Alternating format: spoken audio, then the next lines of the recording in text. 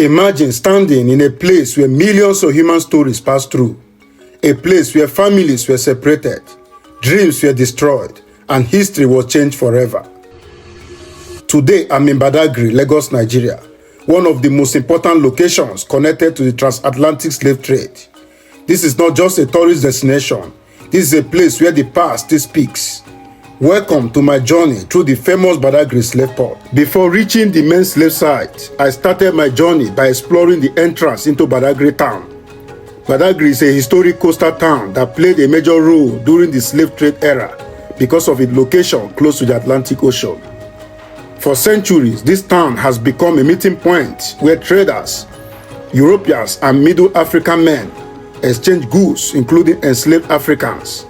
My first stop was the Chief Mobee Royal Family Slave Relics Museum, a place that preserves some of the original items connected to this dark period of history. Hello guys, my name is Chris, and today guess where I am? I am in Badagry, Lagos, Nigeria, and today I'm in the quarter in Badagry called the Boycom quarters, and I am right here at the Mobee family slave relics, and we are going to start our story here. And here with me today is Cornerstone, one of the tourist guy here who makes this place happen. Badagry has 8 quarters. Where you are is called Boycom quarter. The name of the museum is called Mobee Family Slave Relics. You can see. If you look at the museum, you see the first museum is 1889, and they still house a shackles and chains that over 500 years where we are not beyond the original chains that were used back then. That's what makes this museum to be unique among all the museums in the whole Africa, because they still have the original shackles and chains. We go this way. Inside the museum, an experienced tour guide took us through each stage of the slave journey. We saw different artifacts that were used during the slave trade period. These items tell stories of how human beings were captured, controlled, transported away from their homes. Every object here has a story. The chains, the tools, and the personal items remind us that these were real people with families, emotions, and dreams. Now, these shackles and chains, they are over 500 years where we are not being born. We call it neck collar chain that they wore on the neck of the enslaved Africans. These shackles and chain, the company that produces the chain is at 111 and 15 at Baltimore Road in Birmingham, London, named Yates and Company, H-A-I-T-T, and company that produces the neck collar chain that they wore on the neck of the enslaved African. And I've traveled all over the coastal area where the slavery used to place in Africa. And this is the only place I can see or feel the chain that were used on our forefather. And I used to tell visitors that if you come to Badagry without visiting the Mobee family slavery, you have to come back again.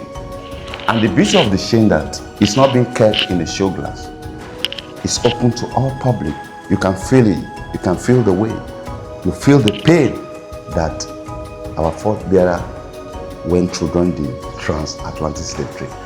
And the chain used to come up with some torture equipment that I will be introducing to you step by step. Now, the family that owns this museum, we call it the Mobee's family. The family derived their name from Kolanut. The Yorubas call Kolanut Obi, and it was their forefather whose name was Mondogun, lion's talk. The movement of lion when he wants to catch a prey, talk, that's the meaning of Mondogun. If the European come to buy slave from the old man, he used to offer them Kolano, like Oyibo Remi and Mobee. My white my friend take Kolano and chill. And the villager pick it up. They started calling the man Mobee. And today, the family have no option. They adopted the name as their royal name and surname. We call it the Mobee family, and they were the one ruling this quarter called Boycom, where we are. We call this branding iron. This branding iron, I think, has 4 functions. Now, the first function, now, they put this inside a fire, then it will turn red. The tip here will turn red. After heating it very well, thoroughly well in the fire, when it turns red, if I'm Eze slave, my name should be Eze. Or if I'm John slave, my name should be John. If I'm Williams slave, my name should be Williams. If I'm Daseva slave, my name should be Daseva. They put this inside the fire to write Daseva. on my chest or at my back. I don't know if you feel the pain. People compare tattoo with branding. This is a different thing entirely. This is a hot iron on somebody's body than needle that they use to tattoo the body. It's a different thing. You can't compare the two together. One is the quality of the brand is deep. Secondly, there's some slave, we call them the fugitives. Who are the fugitives? Those are the runaway slaves. Today you run, tomorrow you run, the next day you try to run, they get you, the master will say that you bring the slave and they put his toe, legs, this way. You know, our leg have a kind of tongue, right? So they fix this right in the middle of the big bone this way. Then they let other enslaved Africans stay aside towards. They are trying to instill it here into them, and suddenly they will hammer it down on the toes of the runaway slave. That is crazy. Or rather, they use an axe or a cutlass. They chop off one of the toes of the enslaved. The third one, communication is not allowed because they are foreseeing that these black people, there's something so special about them. They are so strong. If you allow them to communicate, they will plan among themselves and revolt.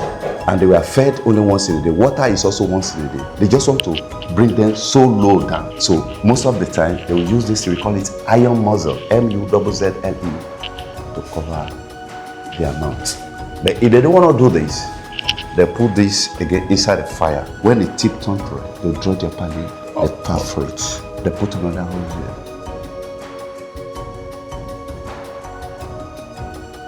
Now, after the piercing of the upper lips of a human being, before they fix the padlock, because they believe that if they should put padlock directly on their lips, they can use right side or left side of the lips to zip or to communicate.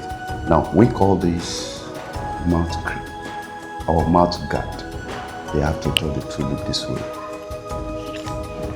before fixing the padlock on their lips, because communication, food is not allowed. So in the cool of the evening, those enslaved Africa, they didn't find a way out.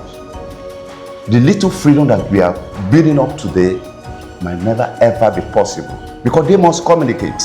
In the cool of the evening, where they live is called Kota or Kabi, they gather themselves. And they came up with a tactics called Party, Juba, Hambo. We call it body movement, like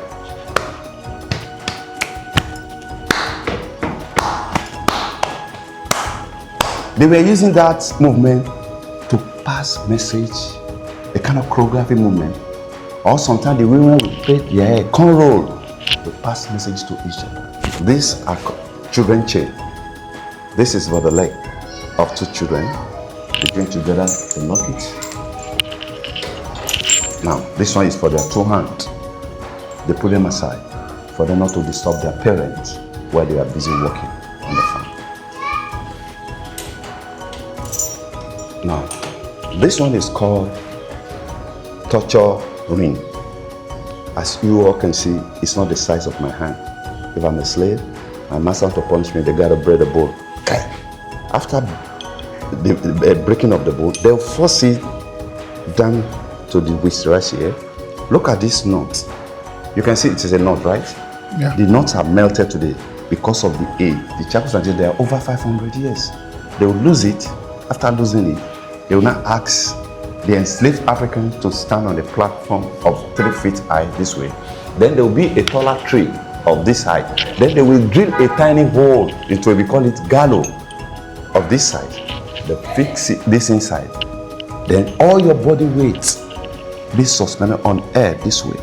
No balancing this way.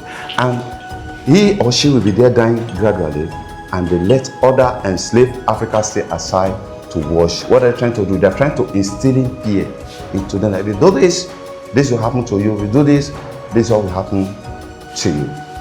You can see this is the neck collar chain that they wore on the neck of our forebearer. And the beauty of this museum is that when visitors comes around, I'll always tell them to come and feel the weight, because some people may not understand. Some people don't even believe that the slavery really took place, and these are the evidence. And for this family to still have this chain that over 500 years, we have to give it to them. feel the weight and tell me if it is heavy or not. Wow. And they wore this under the scorching sun. And this is the neck, this is another neck, and they walk them in a single file. I said earlier that the ancient name for Africa is Al-Keburan, where all human beings originated from. We are the anchor of life. The European came through our gene. We are gods. Now, she is a mother Africa. She is a queen. By mere looking at her beauty, look how beautiful she is. The outcome, there's a chain on the neck of a mother, Mama Africa. That tells you during the slave era, either you are king, queen, prince, princess, rich, or anybody could be a victim. Now, this is their drinking bowl. And this bowl, I don't think like 40 to 50 people cannot lift this thing up. It's so thick and heavy. Now, this is the level. They normally mold this outside where the slave live in the quarters. So this is a level, they fetch water into it. Then 20 enslaved Africans have to surround this. And the reason why cup is not included, they always barricade their hand at the back, leg chain, and they will kneel and they will wait for order. Their master will now say, apes, obey. And they go this way, yeah. Then another 20 will come. Apes, obey. They go the same time. Them say, we are subhuman, that we have no soul. That we are not human. Now another one will come. As they are consuming, the water will be going down. Now, the next to consume the water, according to the oral history here in Badagry, we were told that while they were struggling, if you guys can quote me, if you put your hand around the edge of this thing, it's so sharp like a razor blade. Can you see? And this thing we call them, blood will enter the water, mucus will enter the water. The next ones to consume the water, they have no choice. They have to consume the water with blood and mucus. If they refuse taking the water till next day, because water and food is once in a day. These local musical instruments are called ajogon, mostly used by the women to entertain themselves. It got nothing to do with the slave trade, because the family that owned this museum, called Mobee family, they were a royal family, and they used this to entertain themselves, like by beating the gong.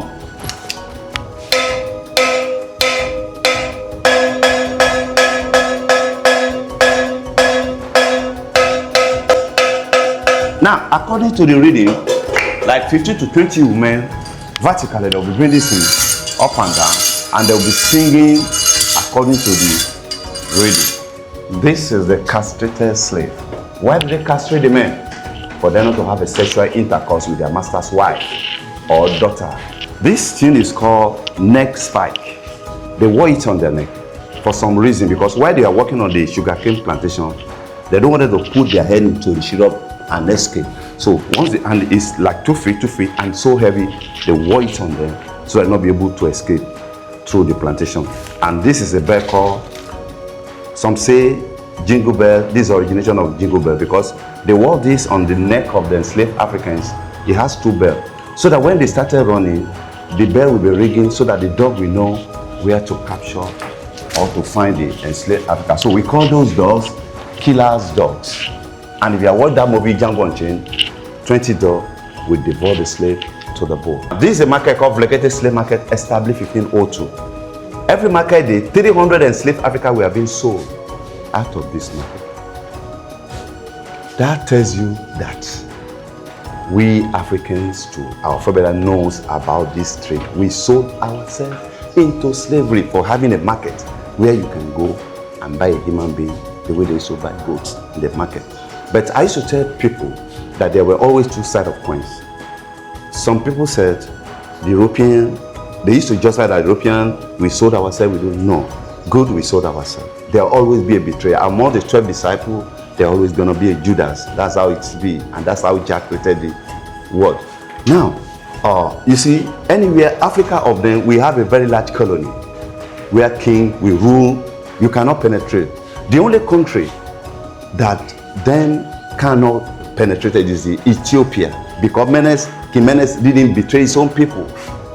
The man understood the game. When they came, they gave him gun, they gave it to his people, and they wait for them and they conquer them, because they know that these people are. So anywhere they go to, if they realize that these people are not well organized, under a gunpoint, they forcibly took them away as a slave. But anywhere they got to, they realized these people are okay. They go through our greedy ship with those items. Imagine one umbrella for 40 human beings, the long cannon gun for 100 slaves, the smaller 40, a then gun for. Now we Africans, what do we do with those things? We use it to wage wars against ourselves, so to get more slaves to settle with them. And I used to tell you that we made a mistake, but now we have to restructure Africa. We have to bring her back. This portrait or this statue or this effigy tell a story. This guy is not covering his face because he was ashamed of these shackles and chains that have been forced on him. What happened to him? Because when they see that, if they see that you are so aggressive, the way they were killing our freedom fighter up to today, when they see that you wanted to conscientize the people, want to awake the people, like him, they plug out his two eyes at the presence of others in slave African. If you guys don't want to follow order, this is what will happen to you. Walking through this museum made me understand that history is not only found in the books. Sometimes history is standing right in front of you.